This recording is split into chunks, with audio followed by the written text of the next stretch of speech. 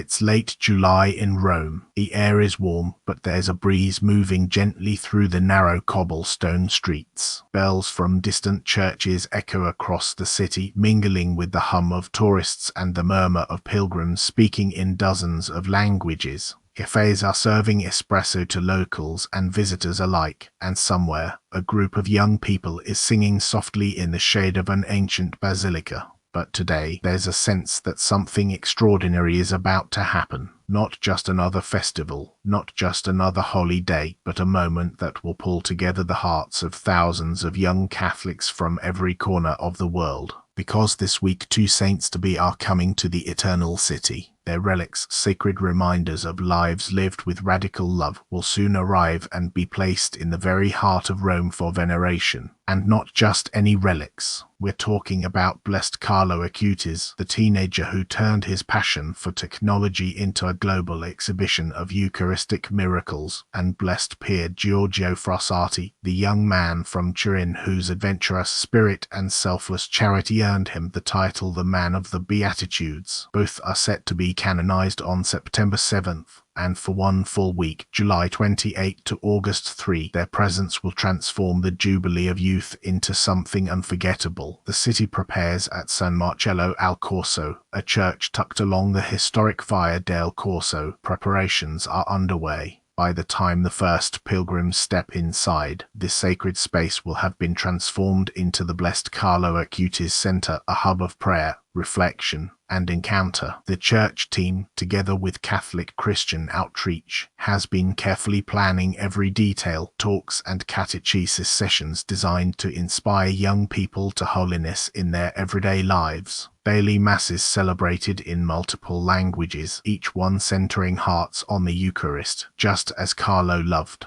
And in the center of it all, the first glass pericardium relic of Carlo Acutis, the very tissue from around his heart, placed in a reliquary that seems to glow under the church lights. This is more than just an exhibit. It's a living encounter. Visitors will be invited to write their personal prayer intentions on small cards. Some will write for healing, others for direction, others for the salvation of someone they love. These cards will not be left behind in Rome. No, they will be taken, physically carried, to Carlo's tomb in Assisi, where they will rest beside his body, now famously incorrupt. The journey from Turin, meanwhile, hundreds of kilometers to the north in Turin. Another journey is beginning. Inside the Cathedral of St. John the Baptist, the tomb of blessed Pier Giorgio Frassati is opened with the utmost reverence. His coffin, containing the body of the man who lived just 24 years yet left an eternal impact, is gently prepared for travel. Pier Giorgio's life was a whirlwind of prayer, mountain climbing, and service to the poor, a life that inspired countless young people to live faith with joy and courage. From Turin, his coffin will be taken south to Rome, where it will be placed in the Basilica of Santa Maria sopra Minerva, just steps from the Pantheon. This is no ordinary placement. Santa Maria sopra Minerva is a church rich in Dominican history, and Pier Giorgio himself was a member of the Dominican Third Order. Here, in the cool hush of the basilica, pilgrims will gather to pray before him, ask his intercession, and renew their own commitment to serve others. 2 saints, 1 Jubilee. These aren't random dates or locations. The Jubilee of Youth is one of the highlight events of the church's holy year, and the presence of Carlo and Pier Giorgio here together is deeply symbolic. Think about it. Carlo was a child of the 21st century. He knew the internet before he knew how to drive. He understood memes and video games, but he also understood the real presence of Jesus in the Eucharist so deeply that he created an online Eucharistic miracles exhibition to draw others closer to Christ. Pier Giorgio, on the other hand, lived in the early 1900s. There was no social media, no digital evangelization. But there was the same gospel, and Pier Giorgio lived it out in the streets, serving the sick, feeding the hungry, and rallying his friends for mountain climbs that became spiritual adventures. 2 different centuries, 2 different approaches, the same burning love for Christ. Now, during one unforgettable week in Rome, the relics will be side by side, inviting every pilgrim to ask the same question: how can I live my life like this? The Dominican welcome. The Dominican order, which Pier Giorgio loved, is taking the lead in welcoming his relics. They've planned a series of talks and masses throughout the week, diving into his life and virtues. Dominican friars will speak not just about his charity, but about his joy, his ability to live the Beatitudes in every circumstance. For many young pilgrims, this will be the first time they've heard Pier Giorgio's story in detail. They'll learn how he skipped parties to serve the poor, how he chose prayer over popularity, how he lived with a contagious optimism even as he approached death from polio. Some will leave inspired to volunteer in their own parishes. Others may feel called to the religious life, but all will leave knowing that sainthood is not some distant, unreachable ideal. It's the daily choice to love God and neighbor, a global effort, and it's not just Rome that's preparing. Across the ocean, in the United States, the John Paul II project has mobilized its young adult alumni. These are men and women who have already spent time in Rome and Krakow through the project's formation programs, and now they're returning with a mission to keep watch over Pier Giorgio's body, assist pilgrims, and serve at events. They'll be stationed in 3 main locations, working as missionaries. Their tasks will range from Eucharistic adoration vigils to street evangelization, from serving the homeless to helping pilgrims venerate Pier Giorgio's body with dignity and devotion. Their base of operations will be the Centro San Lorenzo, just steps from St. Peter's Basilica. This small but vibrant chapel is famous for housing the original World Youth Day cross and for being a hub of international Catholic life in Rome. Here, pilgrims will find not just the missionaries, but also an exhibit on St. John Paul II and a Marian shrine inspired by Pier Giorgio. The anticipation builds as July 28 draws near. The city's rhythm begins to change. Posters for the Jubilee of Youth appear on church doors and street corners. Pilgrim groups start arriving days early, wearing t-shirts with their country's name printed boldly across the back. You hear guitars in the piazzas at night, laughter echoing down alleyways, and snippets of prayers whispered in every language imaginable. There's excitement, yes, but there's also something deeper. The young people here know they're walking into a moment of history. In just a few weeks, they'll be able to say, "I prayed before Carlo Acutis and Pier Giorgio Frassati the summer they became saints." For some, it's a spiritual high point they've been saving for, fundraising for, and dreaming about for years. For others, it's a providential surprise, an unplanned stop on a backpacking trip, or a last-minute invitation from a friend. But whatever brought them here, the effect will be the same, an encounter with holiness that can't be forgotten. The morning of July 28th arrives. Rome wakes up early. The sunlight spills over St. Peter's Square, touching the cobblestones with gold. Vendors are already setting up coffee stands for the pilgrims who have been awake since dawn. The line outside San Marcello al Corso stretches far down Via del Corso, a colorful mix of flags, backpacks, and excited faces. And then the doors open. The very first pilgrims step inside, and there it is, the blessed Carlo Acutis Center. Soft music plays in the background, candles flicker near the altar, and at the center of it all, encased in a beautiful reliquary, is Carlo's pericardium relic, a small but profound reminder of the young man whose heart belonged entirely to Christ. Day 1, encounter with Carlo. Visitors begin to move slowly, reverently, down the aisle. Some kneel, some touch the reliquary gently, others simply stand in silence.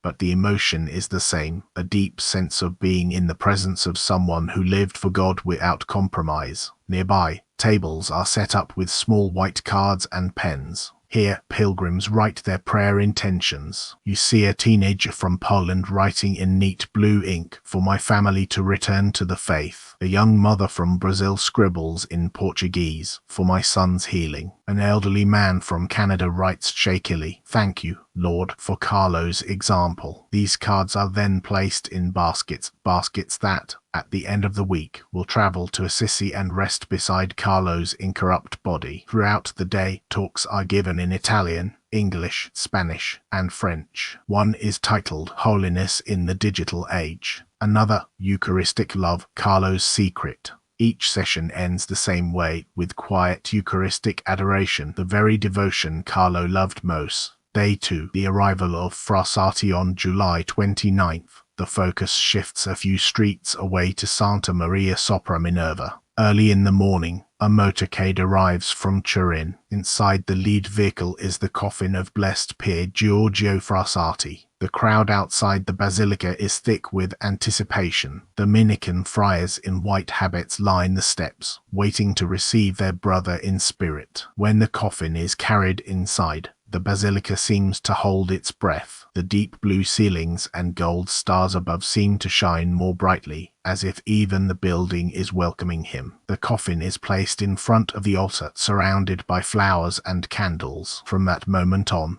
the line of pilgrims never stops moving. Throughout the day, Dominican friars give short reflections on Pier Giorgio's love for the poor, on his mountain climbing adventures as a form of prayer, on his unwavering joy even in suffering. In one corner of the basilica, young volunteers from the John Paul II project quietly assist pilgrims, offering them prayer cards, guiding them to kneel before the relics, and making sure the space remains peaceful. Day 3, mission on the streets. By July 30th, the Jubilee of Youth is in full swing. The Centro San Lorenzo, just steps from St. Peter's Basilica, has become a hive of activity. Here, the young missionaries, alumni of the John Paul II project, gather every morning for prayer before heading out into the city. Some go to serve breakfast to the homeless near Termini station. Others take part in street evangelization, approaching tourists and locals to share the gospel and invite them to the relics. A few stay behind to prepare the evening Eucharistic adoration vigil at Santa Maria sopra Minerva. That night,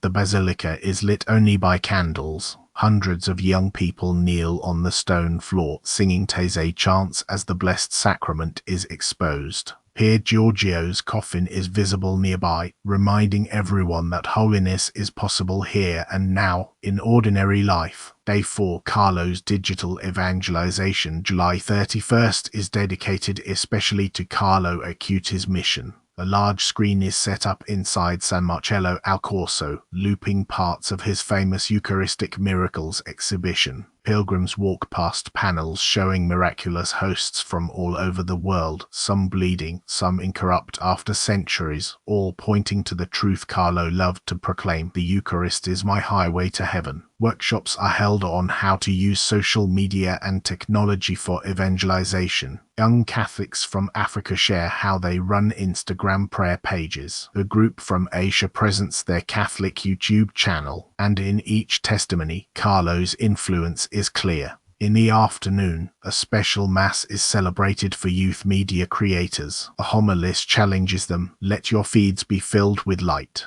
Post what brings others closer to God, not what distracts them from Him. Day 5, a shared witness. On August 1st, the focus turns to the common mission of Carlo and Pier Giorgio, a call to live faith actively, whether through technology or personal service. In the morning, groups rotate between the two sites. Pilgrims who spent the previous day with Carlo's relics now go to Pier Giorgio, and vice versa. This deliberate exchange allows them to see the unity in diversity, two different ways of serving, but one love for Christ. At Santa Maria sopra Minerva, a Dominican friar tells the story of Pier Giorgio visiting the sick and bringing them food, sometimes skipping his own meals to do so. At San Marcello al Corso, a speaker shares how Carlo used his programming skills to build a global exhibition that would reach people he'd never meet in person. By evening, the two sites are connected through a live-streamed prayer service, uniting pilgrims in song and intercession. Day 6, Pilgrim Service. Day August 2nd is a day of outward mission. There are no scheduled talks in the morning. Instead, all Jubilee pilgrims are encouraged to join acts of charity across Rome. Some gather at soup kitchens, others clean and repair parish spaces, and some simply walk the streets offering free bottles of water to those in the summer heat.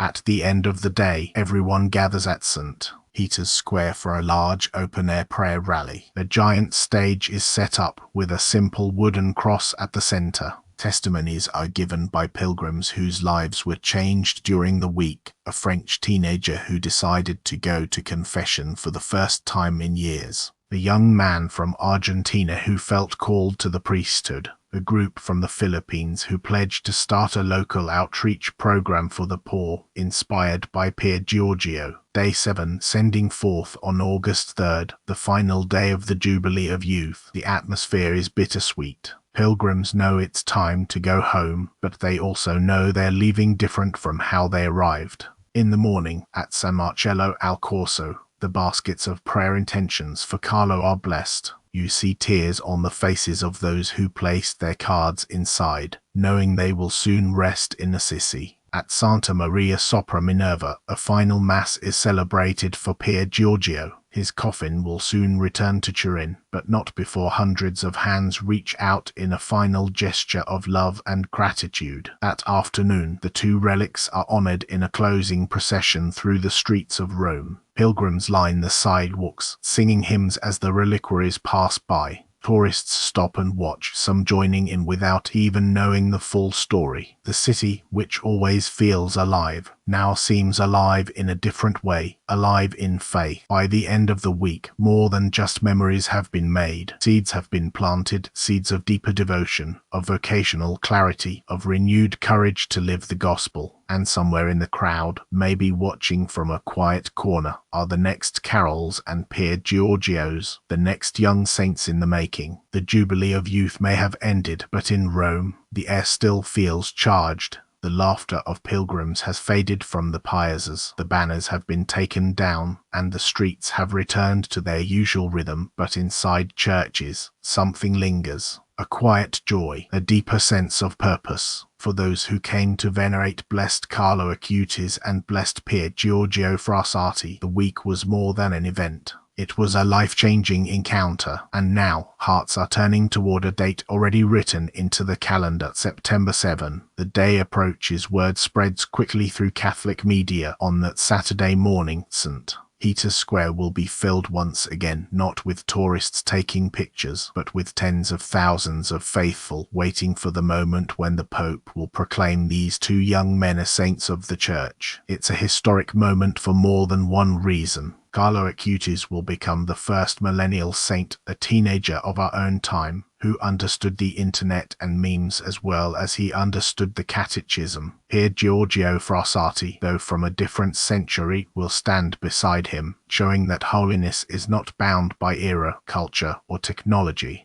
In the weeks leading up to September 7, videos from the Jubilee begin circulating online, clips of pilgrims kneeling before Carlo's relic, candlelit vigils with Pier Giorgio, and testimonies of conversions and renewed faith. Social media accounts dedicated to their lives explode in followers. Parish youth groups across the world begin holding Carlo and Pier Giorgio nights, where teens hear their stories and are challenged to live their own faith boldly. Carlo's lasting legacy for many. Carlo's story resonates most because it's so familiar. He went to school, played soccer, loved his dog, and enjoyed video games. But what set him apart was his ability to see the extraordinary in the ordinary, especially in the Eucharist. He once said, "The Eucharist is my highway to heaven," and he meant it. He attended daily Mass, spent hours in adoration, and used his digital skills to create something that would outlive him, an online exhibition of Eucharistic miracles that's now been translated into multiple languages and viewed by millions. Carlo's life ended at just 15, when leukemia took him suddenly. But in those 15 years, he lived with a depth and intensity of faith that continues to ignite hearts today. Young people see in him not just a saint in stained glass, but someone like them, proof that holiness doesn't require a long life, only a wholehearted one. Pier Giorgio's unshakable joy. Pier Giorgio's story is different, yet just as powerful. Born in Turin in 1901 into a wealthy family, he could have lived a comfortable, self-centered life. Instead, he chose the opposite path, spending his time with the poor, visiting the sick, and defending his faith in public debates. He loved the outdoors, often leading friends up mountain trails, where they would pray the rosary at the summit. He called these climbs verso el alto, toward the heights, not just in a physical sense, but as a way of life.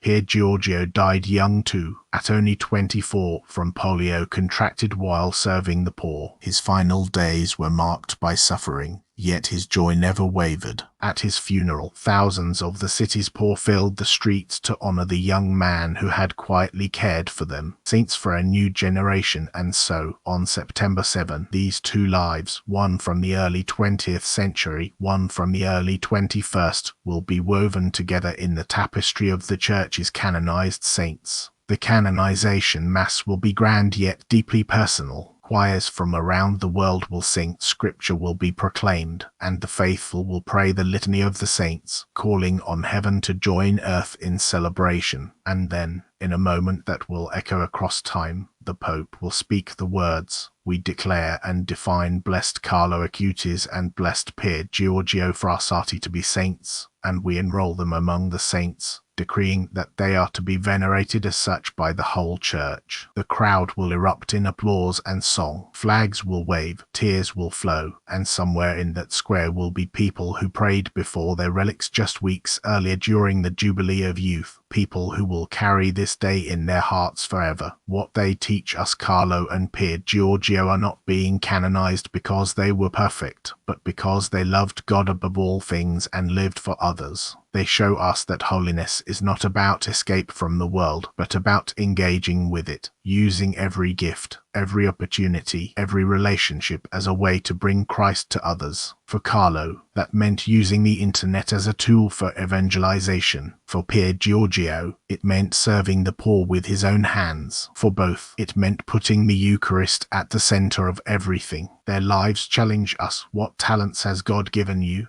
How can you serve others with joy? What's your highway to heaven? As the canonization ends and pilgrims begin to leave St. Peter's Square, there's a sense that this is not the end of the story, it's the beginning. Carlo and Pier Giorgio are now saints, but their mission continues through those who are inspired by them. Some will return home and start Eucharistic adoration groups in their parishes. Others will launch charitable initiatives for the homeless. Many will simply begin living their faith more openly, more courageously, more joyfully. And perhaps that's the greatest legacy of all, that their sainthood doesn't end in Rome, but spreads to every corner of the world. Holiness is not a privilege for the few. It is the invitation for us all. Carlo walked it through the digital streets of our age. Pier Giorgio climbed it toward the mountain peaks. You have your own road, and today, the saints are telling you, take it.